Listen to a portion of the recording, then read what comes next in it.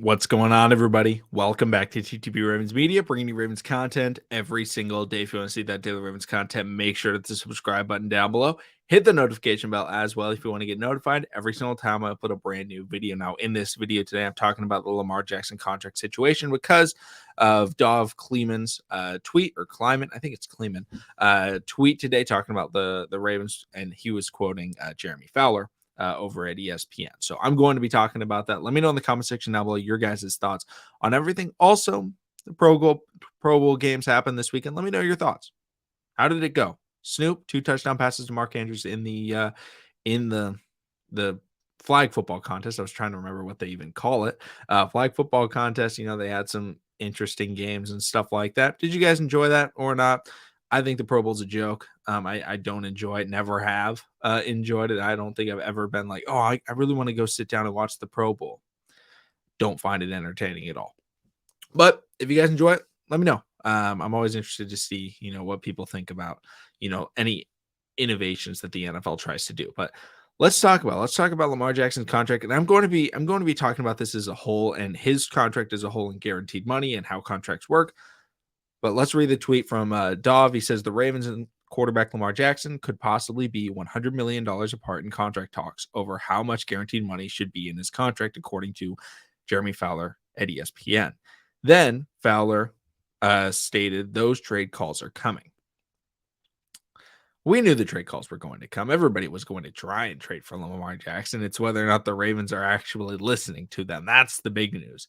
If all of a sudden we see a tweet that says Ravens are listening to trade offers on Lamar Jackson, then it's like, okay, whoa, we're in serious problems. That hasn't come out yet.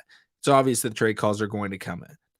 The $100 million, what that is coming from, this is not anything new that is coming out. This is an estimation based off of last year's reportings of how much money the Ravens and Lamar Jackson wanted. There have been reports saying that the Ravens and Lamar haven't made much ground, which makes complete sense because the Ravens and Lamar didn't talk about the contract the entire season. So we're basically at the same spot we were last year, right before the season started.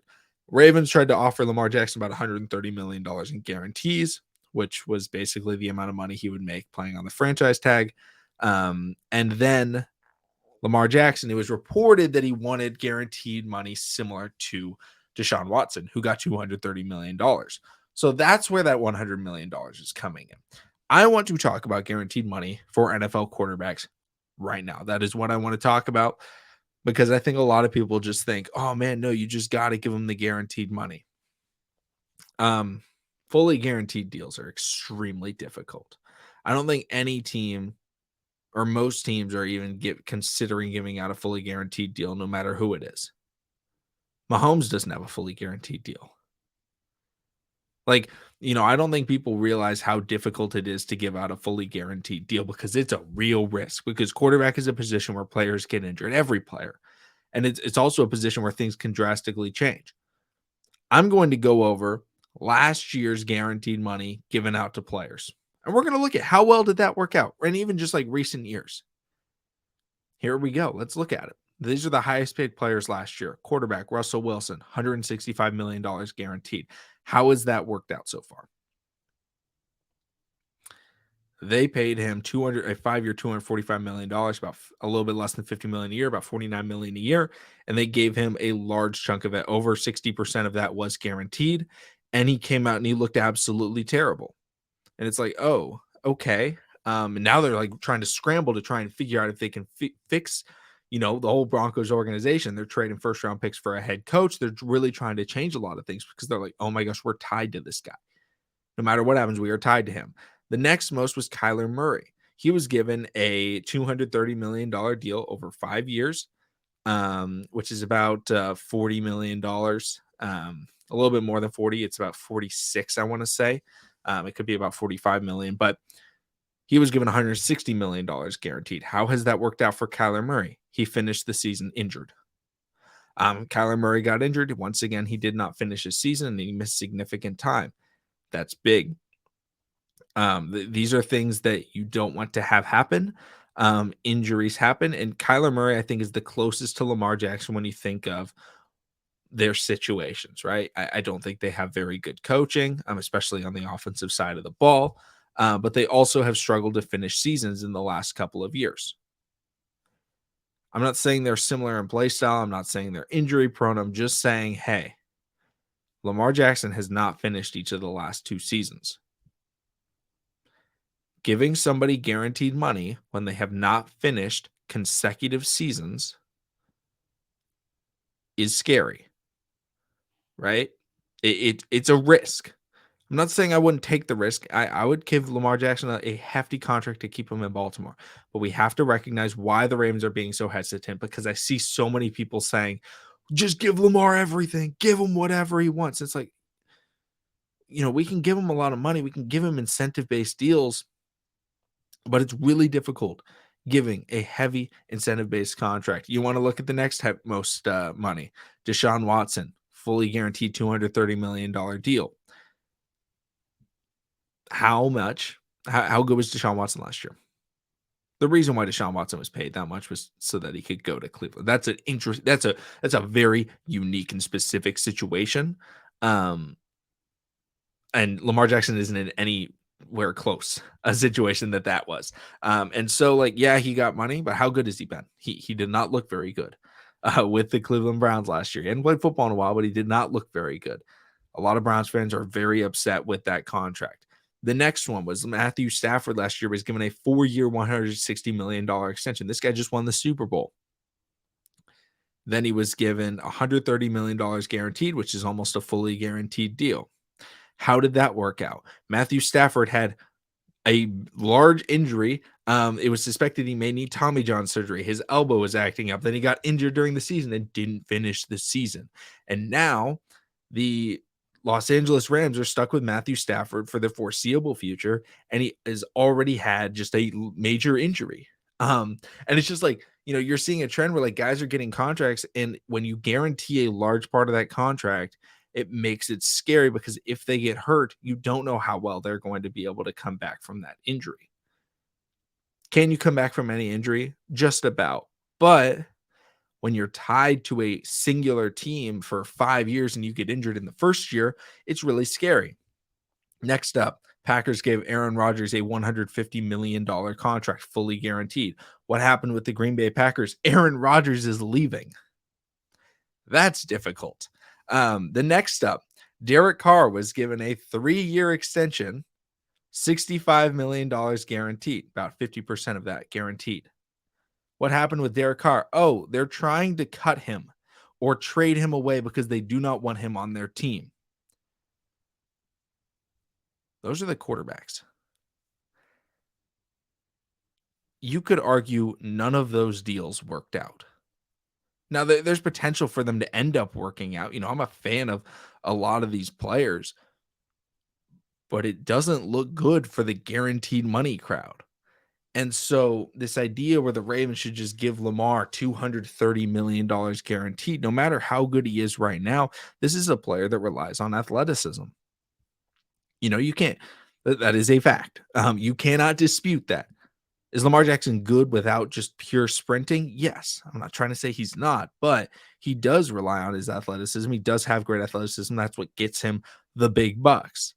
At the same time, when you haven't finished a year, a season in 2 consecutive years, it's worrisome to give you a contract, because if you get injured and you aren't able to return to form, the Ravens are then stuck with a player on a 4-year guaranteed deal. Maybe the 5th year isn't fully guaranteed, but you're screwed, because then you're having to deal with, oh, well, maybe he'll be able to come back. I think what the Ravens are doing is smart.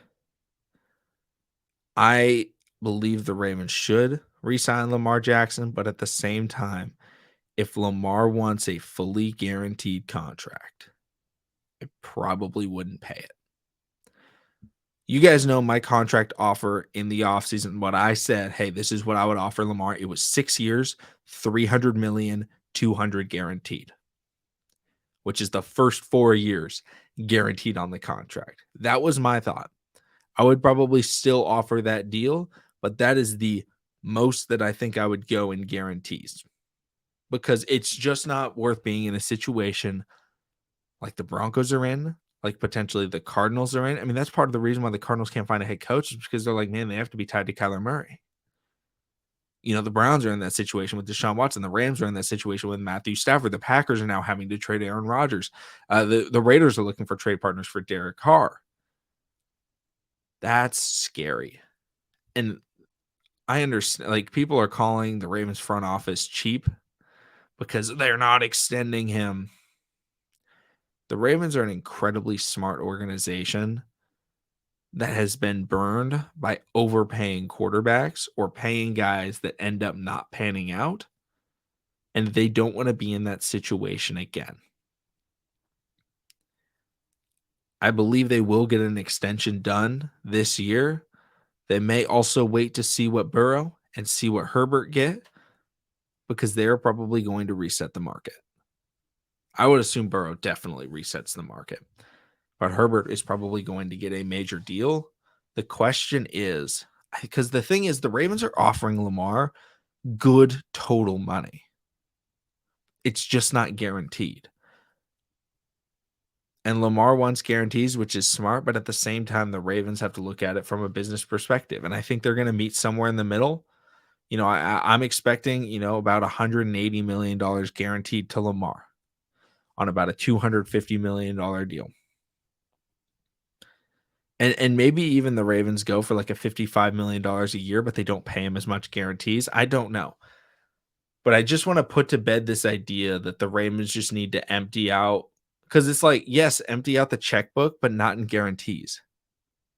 Because that's the thing that Tom Brady always did so well, was Tom Brady took like decent, per year money, but a lot of the times it was incentive based. And so the cap was not being as drastically hit because he was doing things different than other quarterbacks, because other quarterbacks got cash. Tom Brady didn't get cash typically in his contracts. He got some, obviously, but he wasn't getting the large amounts that guys like Aaron Rodgers and Peyton Manning were getting over that time. And that's what helped the New England Patriots to win all those Super Bowls, is having the right contract for their quarterback. If the New England Patriots in 2007 opened up the checkbook and said, hey, we're going to pay, I mean, back then you were making about $30 million a year as a quarterback. If they said, hey, we're going to give you $30 million per year, fully guaranteed for the next 6 years, they're not going to have the dynasty that they had, because they would then be forced and the cap would be too tight and they wouldn't have been able to do it.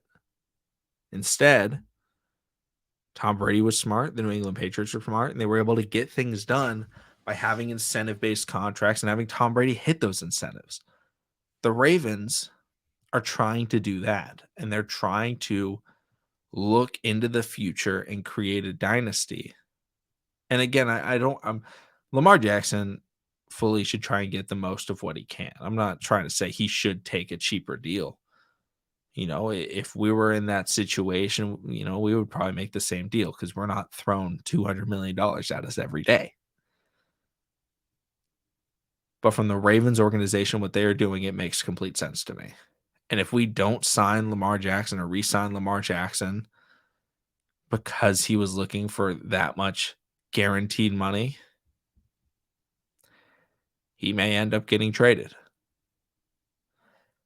But that could be a good thing for the Ravens, depending on how things work out. Because if you trade him and you get, picks, and you're able to sign an interim quarterback, I'm not saying rock with Huntley. Definitely don't do that. But the Ravens have a great roster outside of quarterback. They could bring in another young guy, maybe not this year, but maybe next year. Try and get a Caleb Williams. There's a lot of things that you can try and do. Try and get a Hendon Hooker in round 3. Oh my goodness, the Ravens would be filthy with Hendon Hooker. There's a lot of things the Ravens can try and do. I'm not trying to say that I don't want Lamar. I want Lamar. I want Lamar 100%. But I don't think paying him a fully guaranteed deal or paying them $230 million guaranteed is smart. And I don't think the Ravens are going to do that. That's my 2 cents on it. Let me know in the comment section down below your guys' thoughts. Thank you all for watching. Subscribe for daily Ravens content. I'll see all of you again tomorrow for a mock draft.